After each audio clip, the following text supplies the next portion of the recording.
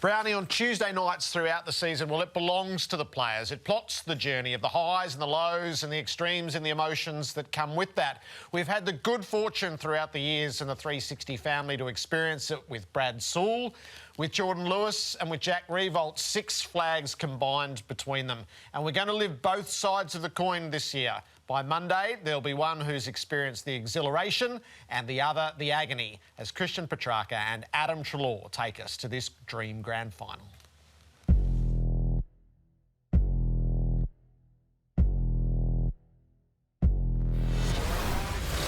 The mind games now are what become really interesting. You're trying to figure out, do I have to do anything different? You know, do I have to inspire the players in a different way? Are there any tricks we need to play? Or do you just say, listen, there's enough on the game that the players have just got to go out there and play? You just got to go for it. Probably a 50-50 chance you're going to win and lose. Let's just let the boys play. They've done an incredible job to get thus far, and you know, the more instruction you give them, it's just going in one ear out the other. They've earned the right to play the game according to how they want to play. Don't try to pull a rabbit out of the hat on the biggest game of the year. You know, they're there for a reason. Their system has worked really, really strongly. Their players have been able to execute. Back yourselves in grand final day. You look to the stars, don't you? We're going to have 6 of the best 15 players in the competition in the centre bounce at the first bounce of the grand final. It's an unbelievable star-studded lineup. Anything can happen in grand final day. 2 of the stars belong to the 360 family, so we're about to find out, Brownie, is it game faces on a Tuesday night or is it nice and relaxed? Let's head over to Perth. Christian Petracca. Christian, you've taken us all the way this year. Welcome to your final Tuesday night on 360. Thank you very much. Last one. It's exciting. And Adam Treloar, great to have you back with us. Yeah, like Christian said, last one, but really excited. Who did you entrust to cut your hair today, Ads? Nice and sharp. I had the choice between a barber and Toby McLean, and I went with Toby McLean because he's been doing a really good job throughout our travel here. So happy with the job. That's the ultimate trust in a teammate, isn't it? Looks like he's giving it a blow wave as well. It's got a bit of a flair to it there, Ads. Yeah, I wanted to add a little bit of flair for the game this week. But no, in all seriousness, he's whenever he's finished with footy, he's definitely got a passion for hairdressing. Christian, does it feel like grand final week? It's very hard on this side of the country to stay connected to the rhythms and the vibe of it. Does it feel big? Not really, to be honest. I mean, being in Perth, obviously the luxury of being away and being with the group, but it's obviously very different build-up to what a grand final like would be in Melbourne. So we're just trying to treat the same this week as the same as what we usually have. We've got our main session tomorrow, but I reckon it'll start to hit me, I reckon, Thursday night, Friday, when we've got the open session on Friday for our captain's run, and then I reckon Saturday morning as well when we're the bus is going to the Optus Stadium. But at the moment, nerves are pretty good. So, Ads, you lived a grand final week in 2018. Is it miles apart, or can you feel a little bit of what that was like? I'd say it's pretty far apart, but I can still obviously feel the excitement building. I think, I think post the win against Port Adelaide in the preliminary final, it was, we were obviously over the moon and really pumped. And then within, I guess, 24 hours, knowing that we had, another 12 days, we kind of were able to relax a little bit going into last week. Like Christian said, we try to take it as really normal as possible. Our footy club, and we treated it as a normal week for us heading into this week. And I think, yesterday, we started to review the game a little bit more last week and preview the opposition in Melbourne this week, which made it a little bit more real for us. That brought out the nerves a little bit more when you watch a bit of vision on opposition and, the prospect of actually being out there in 4 to 5 days' time. So, similar to what Track said, we've obviously got a main session tomorrow, and we've also got that open session on Friday where no doubt there'll be a lot of people there. And, the excitement just builds from here on out. The more days that go by, the closer we're getting to the game. And, just really excited. But I guess to answer your question, Jared, it is quite different to how the build-up was back in 2018, but nonetheless, it's still really exciting. Track, the question has been posed, I suppose, that the inactivity that Melbourne's had really over the last 5 weeks of football. Alistair Clarkson spoke about it last night. So you would have had to have a heavy session over the weekend. What did that look like, and did you get the better of any of your teammates? Well, it's always hard playing the boys who aren't playing because they know all the structure and all the hit twos and obviously Gorney's the main ruck. So we got absolutely smacked by the twos because they're just sharking out of Gorney's hits. But no, we had a great session. We did a very similar session to the week after the Brisbane game. We had pretty much like a main match play. We did 2 to 3 20-minute quarters. Hit some bodies, and you have to get your preparation right, and you can't just relax on that week. I mean, probably the first half of the week we were quite relaxed, but we sort of definitely increased our intensity as the week went on, and now we're sort of tailing it off a little bit as the game is just around the corner. And as Trackers, Goody set the themes yet? Is he starting to speak about the game on Saturday? Obviously, tactics, that's not going to change a hell of a lot. But has he set the theme right from the preliminary final victory, or you reckon he's holding something back? He's always got something up his sleeve, Goody, on the day before the game, which gets us quite emotional and excited. But what was I going to say? Sorry. Mustn't be a very memorable theme, mate. Sorry. Mate, Posy Pickett just texted me, that's why. Good to say, Coach. No, it's good. He always has something up his sleeve. He's quite an emotional guy. So Friday, I think he'll leave that up to him. But we've obviously looked at Western Bulldogs. We've spoken about them. And last time we played them as well, they got the better of us. So it's going to be an exciting game. And I reckon, it'll get us going, especially on the Friday. Ads, what's life like at the moment now that you're out of quarantine? Are you living out of the hotel, or are you out in the community? How have you approached the week with a little bit of freedom? It's actually quite similar to last season with, I guess, hub life, where we're trying to, not limit as much as we spend outside, but what is 4 days to then an off season for us to sacrifice, not, going to cafes, sitting inside, eating, in case there were something drastic to happen. So there is freedom. It's a lot better than just being stuck inside a hotel and only being able to leave to go to training. So a lot of the boys got some hired cars. There's a lot of people that have family here, and they're going to visit those people, going to the beach, going to get takeaway coffee, lunch, whatever it is. So it is quite different to not just being stuck inside, which is the way we've kind of been the last 3 weeks, which is a lot better for a lot of us here. But in saying that, nothing really changes in a way.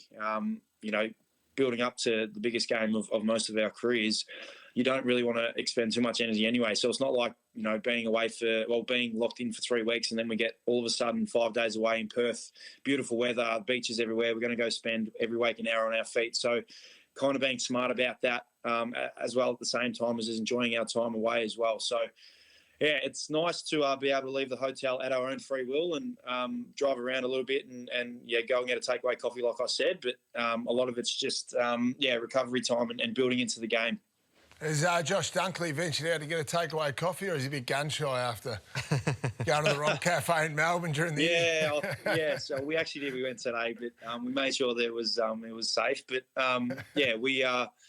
he always talks about that when we do go out, going to get coffees, and when we do go get it, he makes me go inside just in case something were to happen. I'll go order the coffee and come back out. We're enjoying the freedom, like I said, Brownie.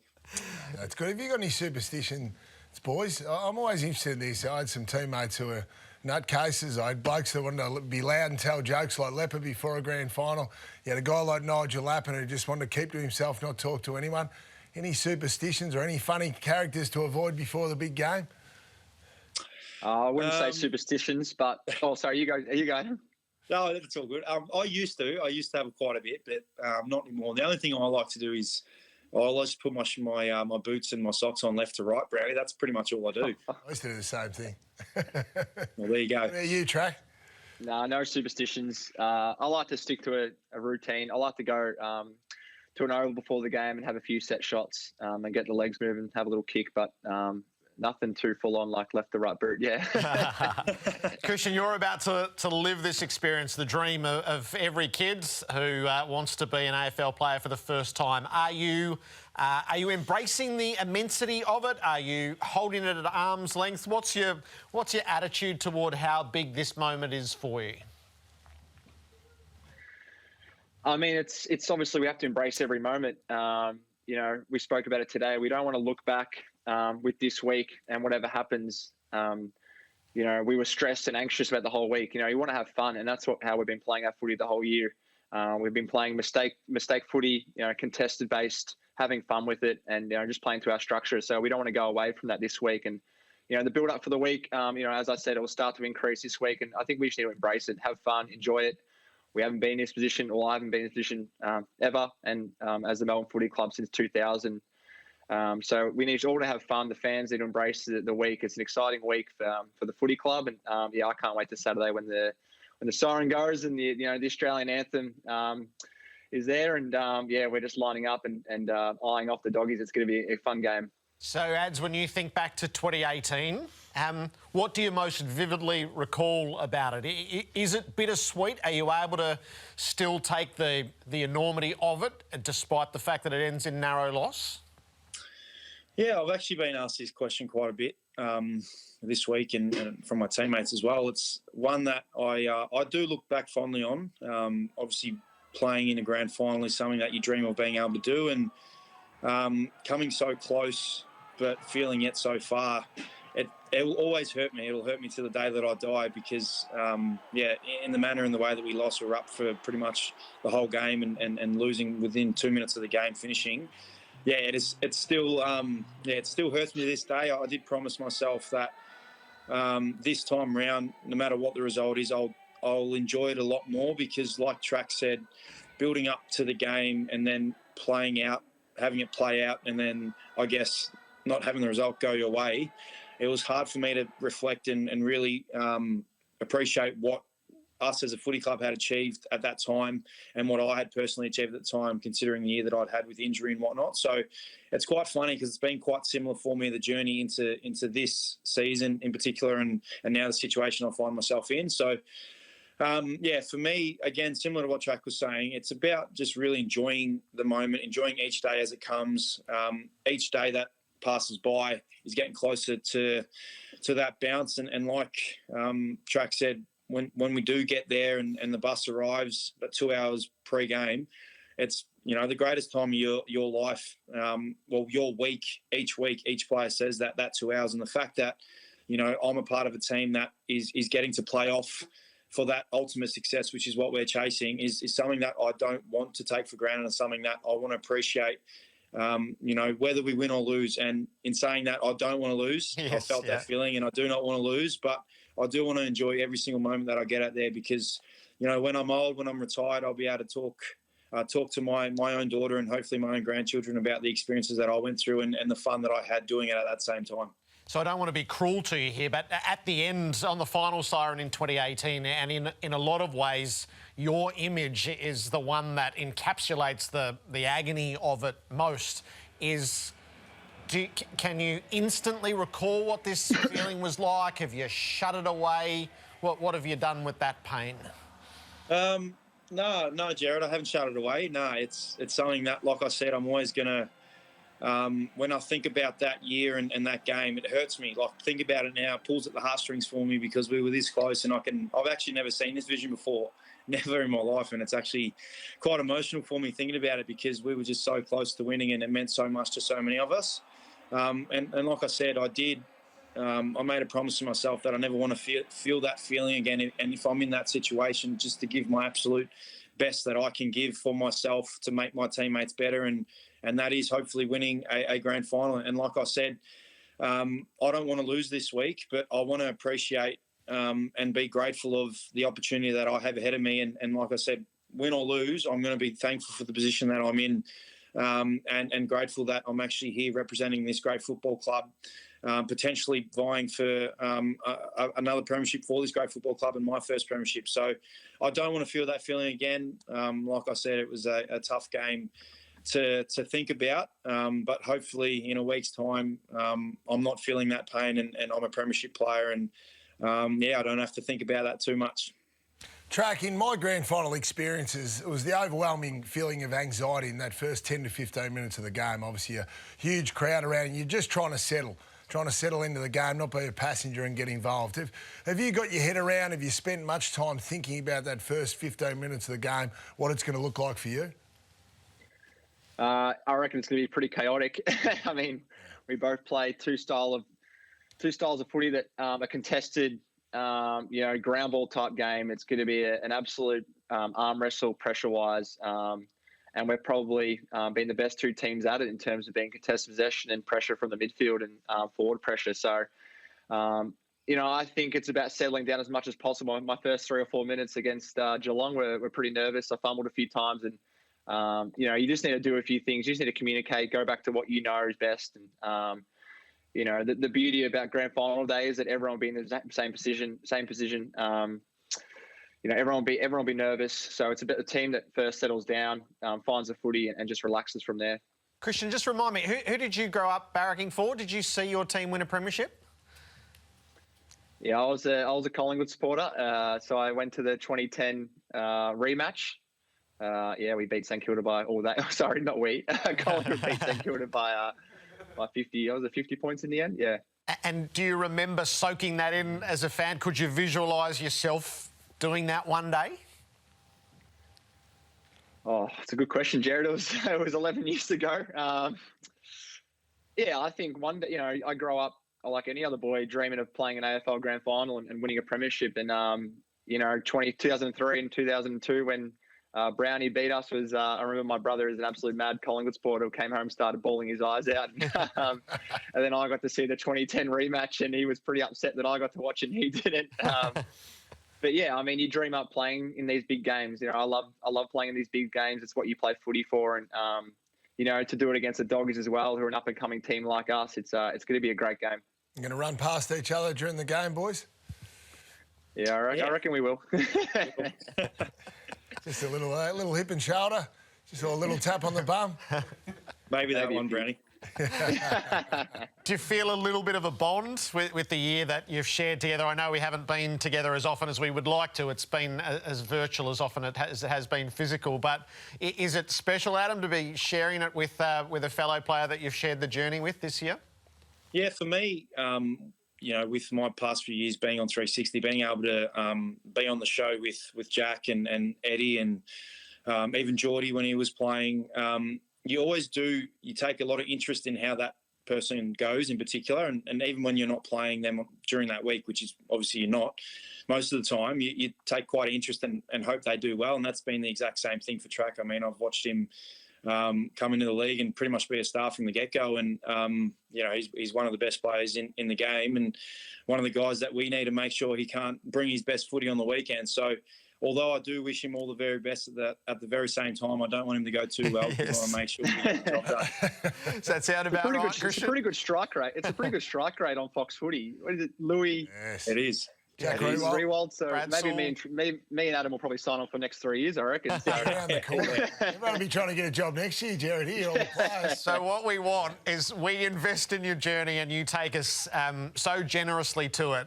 We just want a commitment. Whoever's on the right side of it, and we know Sunday and Monday will be mad, we'd love to see you on Monday night, whoever's got the medal, so that we can round out the journey of the year. You've got a deal, mate. We'll do. Deal. Good stuff. Hey, good luck to you both. It'll be an immense occasion for so many of us to observe. Enjoy playing in it. Thanks, Jared. Guys. Thanks, Brownie. Christian Petracca and Adam Treloar. It's a calm before the storm. Yeah. They'd be just... The enormity of grand final week wouldn't have hit them yet.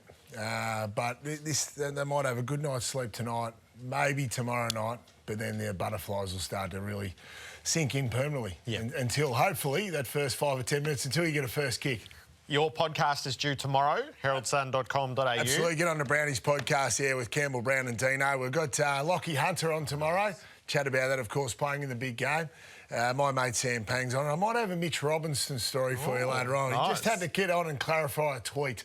So we might tell you a story later on, Jared. I like the sound of that. The Coach of the Year coming up tonight. Real or overreactions on the coaching landscape. And tomorrow night, the two captains will join us from Perth. Max Gawn, and doesn't so much of this revolve around this pair. Marcus Bontempelli as well.